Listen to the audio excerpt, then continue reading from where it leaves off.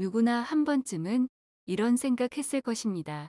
대도시의 답답한 주택에서 또는 아파트에서 벗어나 탁 트인 자연 풍경이 보이고 여유롭게 살 수 있는 전원주택에 살고 싶다. 그런데 막연하게 전원주택에서 살고는 싶은데 어디서부터 어떻게 해야 할지 몰라서 고민하시는 분들이 많이 있습니다. 생각보다 전원주택에서 살기 위해서는 많은 준비가 필요합니다. 단순히 도시 생활에 지쳐서 도망치듯이 가는 분들은 대부분 전원주택 생활에서 실패하는 사례를 많이 보았습니다. 그래서 오늘은 전원주택 잘 고르는 방법에 대해 알아보겠습니다. 시니어를 위한 정보. 리얼 시니어. 첫 번째, 교통이 좋은 곳을 선택해야 합니다. 전원주택이 있는 곳은 대부분 도시와는 좀 떨어진 비도심 지역에 분포되어 있습니다. 도심 지역에서는 대중교통이 발달되어 원하는 곳으로 가는 것이 수월하지만 비도시 지역에서는 대중교통을 이용하는 것이 상당히 불편합니다. 예를 들어 버스 같은 경우 하루에 몇 번 다니지도 않고 또한 제 시간을 잘 맞추어 타야 하며 시외버스나 고속버스를 타기 위해서는 타 대중교통을 이용하여 멀리 이동해야 하는 불편이 있습니다. 자차가 있는 경우라도 언제든지 고장이 날 확률이 있고 차량에 큰 이상이 있을 때에는 수리하는데 하루 이상의 시간이 소요되므로 여간 불편한 게 아닙니다. 그리고 자차가 있는 경우라도 길이 너무 좋지 않거나 경사가 높은 곳은 피하는 게 좋습니다. 눈이 많이 올 경우 도시처럼 제설 작업이 제때 안 되는 경우가 많습니다. 도로 사정도 도시처럼 좋지 않습니다. 비가 많이 오면 길이 파여서 불편한 경우가 많기 때문입니다. 그리고 나중에 다시 매매를 할 경우를 생각해서라도 전원주택 구입 시 대중교통이 그나마 좋은 곳을 선택하는 것이 좋겠습니다. 두 번째, 주변 인프라 확인 및 환경조사. 도심 지역은 집 밖에만 나와도 마트, 병원, 학교, 은행, 시장 등 편의시설이 많이 있지만 비도심 지역은 이런 시설들이 많지 않습니다. 특히 시골 지역으로 내려가면 갈수록 병원이나 마트 등은 더욱 찾아보기 힘듭니다. 노후 전원 생활의 가장 필수적인 요소가 병원과의 거리가 될 것입니다.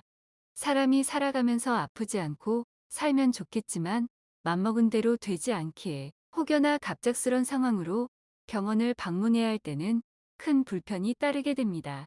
시골로 갈수록 대형 병원은 많이 없기 때문에 전원주택을 선택하기 전에 반드시 주변에 병원을 확인하시기 바랍니다. 또한 축사, 공장, 쓰레기 매립지, 화장장 등 전원주택 주위 환경을 잘 살펴보아야 합니다.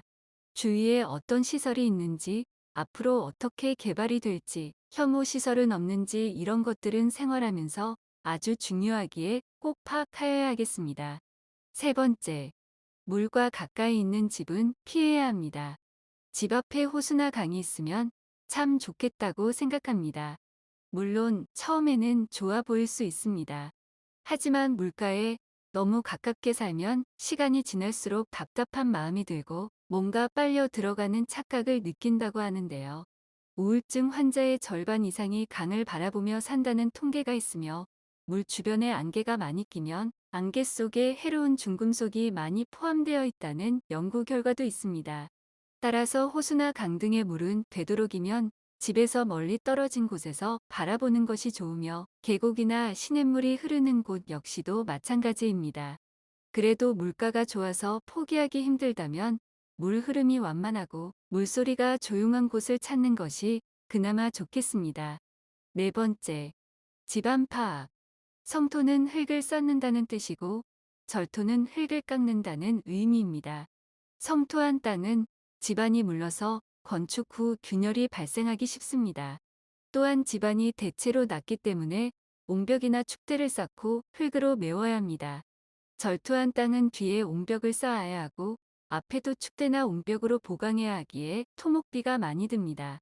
물론 절토를 한 땅은 잘만 다듬으면 오히려 더 멋진 집을 지을 수도 있습니다.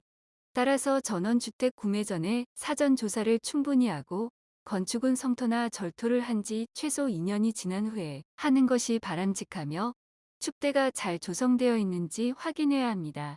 또 습기가 많은 땅은 힘없이 꺼지며 검은색이 나는 땅은 배수가 원활하지 않는 땅이기에 피해야 합니다. 반대로 배수가 잘 되어 항시 마른 땅이나 암석이 많은 땅 역시 피하셔야겠습니다. 다섯 번째, 채광과 환풍 확인. 채광이나 환풍의 경우 정남향 집이 가장 좋습니다. 하루 종일 햇볕이 들어 통풍이 잘 되고 여름에는 시원하고 겨울에는 따뜻해서 가족의 건강을 챙길 수 있는 것은 물론 겨울에는 난방비 절감 효과까지 얻을 수 있습니다. 요사이 전기세와 난방비 걱정하는 분들 많습니다. 에너지 가격이 얼만큼 오를지 내릴지 알지 못하는 지금 겨울에는 북서풍이, 여름에는 동남풍이 불기 때문에 집의 방향이 북향이면 겨울에는 춥고 여름에는 덥습니다. 주위가 산으로 이루어진 곳은 통풍과 일조량에 문제가 있을 수 있기 때문에 눈으로 보기에 탁 트인 공간도 고민해야 합니다. 여섯 번째, 지대가 높아야 합니다. 주택의 위치는 도로보다 낮아서는 안 됩니다. 도로보다 낮은 경우 장마철 침수 문제가 생길 수 있습니다. 그래서 최소한 도로 높이와 같거나 더 높은 집을 선택해야 하며 지대는 주변보다 높되 평평한 지형에 정방형 모양을 갖추는 게 중요합니다. 집 입구까지는 완만한 경사여야 하지만 대문을 열고 들어가면 반듯하고 평평하게 펼쳐진 곳이라면 좋겠습니다. 일곱 번째, 주변 소음. 전원주택지는 무엇보다 조용해야 합니다. 시끄러운 소음이 난다면 여간 힘든 것이 아니겠지요. 그것은 아마 전원 생활이라 할 수 없을 것입니다. 소음 중 가장 피해야 할 것이 자동차 소리이며 주변에 고속도로가 시야에 보이고 차 소리가 들리면 무조건 피해야 합니다. 한밤중에 들리는 고속도로 소음은 악몽이 될 것이고 국도의 경우라도 차량 통행이 많다면 피해야 합니다. 그 외 가축을 키우는 우사, 돈사가 주위에 있다면 큰 스트레스가 될 것입니다. 여덟 번째, 각종 서류 확인. 전원주택 건축 시 등기부등본뿐만 아니라 토지 이용 계획 확인서를 더 꼼꼼히 살펴야 합니다. 이 한 장의 서류에는 용도 지역을 비롯해 상수원 보호구역 등 규제 사항이 받침없이 기록되어 있어 집터로 활용이 가능한지 한눈에 알 수 있습니다. 대지가 아닌 별도의 전용 절차를 필요로 하는 땅이라면 지주로부터 확실하게 협조한다는 약속을 서면으로 반드시 받아두어야 합니다. 오늘은 전원주택 고르는 방법에 대해 알아보았습니다. 전원주택을 겉만 보고 쉽게 골랐다가는 나중에 큰 후회를 할 수 있으니 알려드린 사항 꼼꼼히 체크하고 현명한 판단을 해야겠습니다. 오늘도 감사합니다. 구독, 좋아요, 알림 설정 감사합니다.